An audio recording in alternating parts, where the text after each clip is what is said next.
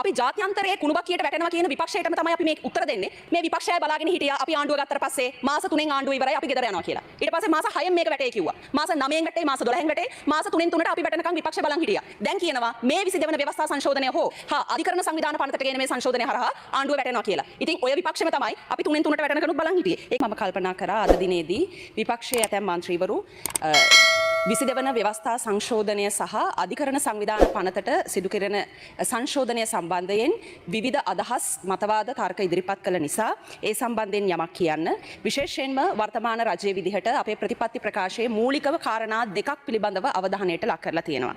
එකක් තමයි මේ අසීමිත නඩු ප්‍රමාදයට පිළිතුරු දෙන එක. ඒ වගේම අංක 2 මේ අධිකරණ පද්ධතිය සම්බන්ධයෙන් තියෙන ජනතා විශ්වාසය ඉහළ නංවන එක. මේක අපේ ප්‍රතිපත්ති ප්‍රකාශයේ අපි පැහැදිලිව පොරොන්දු වෙච්ච කාරණා දෙකක්. ඒ වෙනුවෙන් අපි කටයුතු කරමින් තියෙනවා අවුරුද්දකුත් මාස 8ක කාල පරිච්ඡේදයක් තුල. අපි අපේ රටේ අධිකරණ පද්ධතිය තුල යම් සාධනීය වෙනස්කම් කිරීම සඳහා අවශ්‍ය ප්‍රතිපාදන වෙන් කරලා තියෙනවා අයවෙන්. ඒ වගේම නව අධිකරණ ඉදිකිරීම සඳහා අපි පියවර අරගෙන තියෙනවා. පවතින අධිකරණවල හඳුනාගත් අඩුපාඩු නිවැරදි කිරීම සඳහා අවශ්‍ය යටිතල පහසුකම් ලබා දීලා තියෙනවා.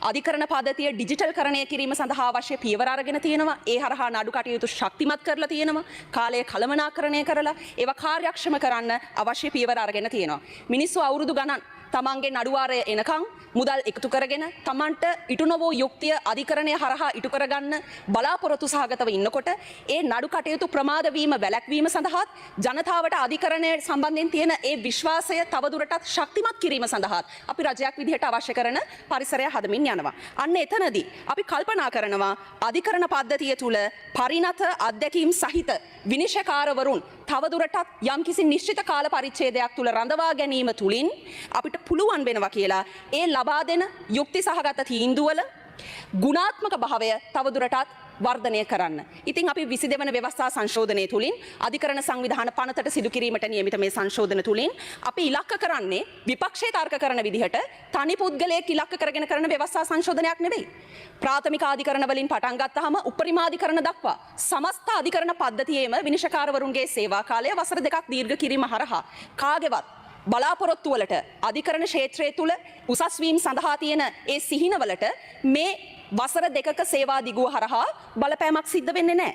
ඒ වගේම අපි ජාත්‍යන්තරයේ කුණුබක්කියට වැටෙනවා කියන විපක්ෂයටම තමයි අපි මේ උත්තර දෙන්නේ.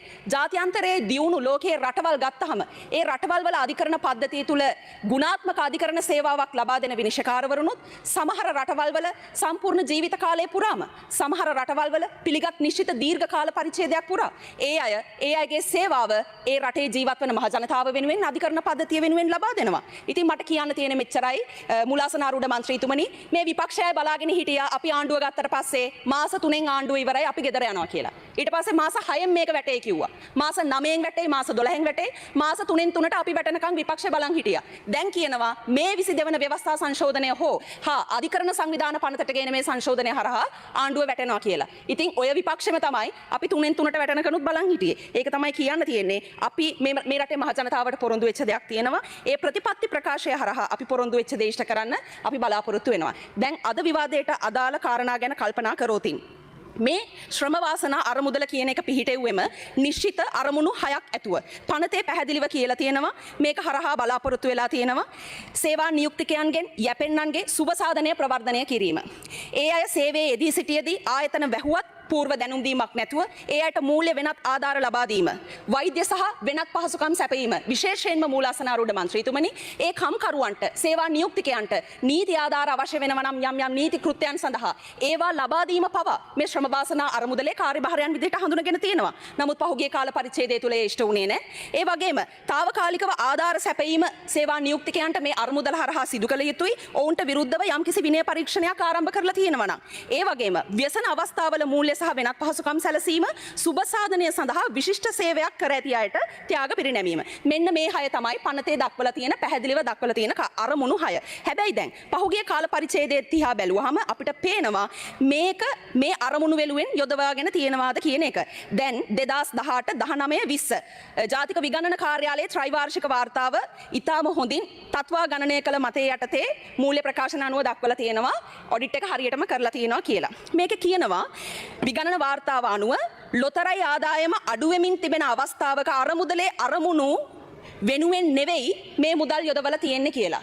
පැහැදිලිවම සඳහන් වෙනවා 2020 මේකේ ආදායම රුපියල් මිලියන 332යි 2021 347යි රුපියල් මිලියන 15කින් වැඩි වෙලා 2022 379යි 32කින් වැඩි වෙලා 2023 410යි හැබැයි 2024 වෙනකොට ඍණ රුපියල් මිලියන 59යි. ඒ කියන්නේ 351ක් දක්වා අඩු වෙලා තියෙනවා. ඒක ප්‍රතිශතයක් විදිහට ගත්තොත් 2023 දී 8%ක් වෙච්ච වර්ධන ප්‍රතිශතය 100ට ඍණ 14ක් දක්වා තමයි පහත බැහැලා තියෙන්නේ. එතකොට ලොතරැයි ආදායම අඩු වෙමින් තියෙන අවස්ථාවක මේ ශ්‍රම වාසනා අරමුදල මොනවටද මේවා යෙදෙව්වේ කියන එක අපිට ප්‍රශ්න කිරීමේ අයිතිය තියෙනවා. මොකද අපි නියෝජනය කරන්නේ මේ රටේ මහ ජනතාව. දැන් අතීතයට පොඩ්ඩක් ගියොත් 2018 දී මේ අරමුදලෙන් ලබාගත් මුදල් සැලසුම් සහගත සේවක සුබසාධන වැඩසටහන් සඳහා සම්පූර්ණයෙන්ම භාවිත කරලා නැහැ කියලා මේ විගණන වාර්තා අනුව දක්වලා තියෙනවා. මේ අරමුදල් භාවිතයේ කාර්යක්ෂමතාවය පිළිබඳ ප්‍රශ්න 2019 කියනවා ක්‍රියාකාරී සැලැස්මේ වැඩසටහන් 7ක් ක්‍රියාත්මක කරේ නැහැ කියලා. ඒ කියන්නේ අරමුණු වලට මේව යොදවලා නැහැ.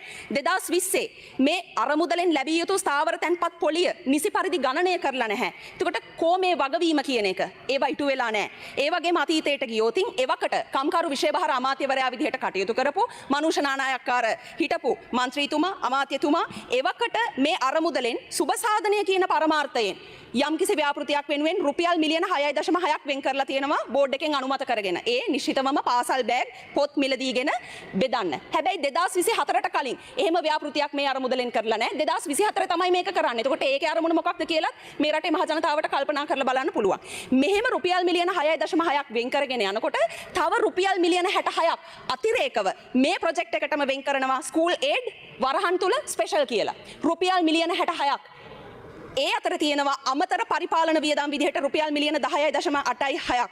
එතකොට මේවා බෙදලා තියෙනවා 2024 බුත්තල වැල්ලවායේ ඒ වගේම මහනුවර දරුවන්ට බෙදා හැරලා තියෙනවා. දරුවන්ට මේ පාසල් බෑග් උපකරණ දීපු එක අපිට ප්‍රශ්නයක් නෙමෙයි. හැබැයි සැලසුම් සහගතව ඒ සියලුම ප්‍රතිලාභ ලැබිය යුතු තැන්වලට යෙදෙව්වද ඒකේ අරමුණ මොකක්ද කියන එක ප්‍රශ්න කරන්න මේ රටේ මහ ජනතාව වෙනුවෙන් අපිට අයිතියක් තියෙනවා. ඒ නිසා මේකේ මූල්‍ය තිරසාර භාවය පිළිබඳව කළමනාකරණය පිළිබඳව මේකේ විනිවිද භාවය පිළිබඳව අපිට ගැටලුවක් තියෙනවා. ඒ අනුව අපි කල්පනා කරන්නේ මේක ඈවර කරන්න ඕනේ කියලා. හැබැයි මේක ඈවර කරන්න අපි කමිටුවක් මගින් නිර්දේශ කරන ගමන්ම ආණ්ඩුවක් විදිහට අමතක කරපු නැති පැත්තකුත් තියෙනවා. අරමුදලෙන් කරන ලද කාර්යභාරය තවදුරටත් ඉටු කිරීම සඳහා ආණ්ඩුවක් විදිහට අපි පියවර අරන් තියෙනවා. අපි ඒ වෙනුවෙන් විශේෂයෙන් කමිටුවක් නම් කරලා විවිධ පුද්ගලයන්ගෙන් ක්‍රියාකාරී සැලැස්මක් ඉදිරිපත් කරලා තියෙනවා. එතකොට මේ අරමුදලෙන් බලාපොරොත්තු වෙච්ච අරමුණු 6ක් තියෙනවා. ඒ අරමුණු 6 කිසිම මොහොතක මේ අරමුදල ඈවර කරා කියලා අපි ආණ්ඩුවක් විදිහට අමතක කරන්නේ නැහැ. කම්කරු විශේෂභාර අමාත්‍යවරයා තමාගේ විශේෂපතේ යටතේ මේ හරහා ඉටු වෙච්ච මේ කාර්යභාරය තවදුරටත් ඉටු කිරීම සඳහා අවශ්‍ය කරන ක්‍රියාමාර්ග මේ ක්‍රියාකාරී සැලැස්ම හරහා ඉදිරිපත් කරලා තියෙනවා. ඒක ඉදිරියටත් කරනවා.